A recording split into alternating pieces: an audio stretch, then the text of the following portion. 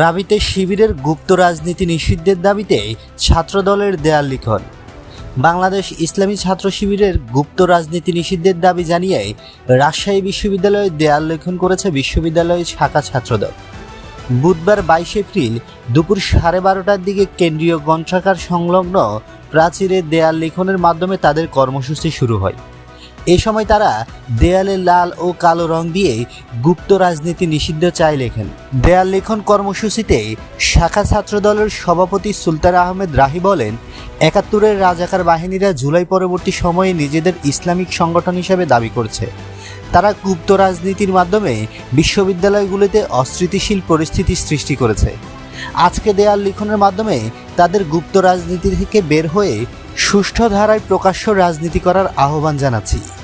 এই বিশ্ববিদ্যালয়ের ছাত্র শিবিরকে কোনো ধরনের গুপ্ত রাজনীতি করার সুযোগ না দেওয়ার হুঁশিয়ারি দিয়ে তিনি বলেন, যদি এই বিশ্ববিদ্যালয়ের ছাত্র শিবির গুপ্ত রাজনীতি চালায়, আমরা সেটা সাংগঠনিক এবং আইনগতভাবে প্রতিরোধ করব।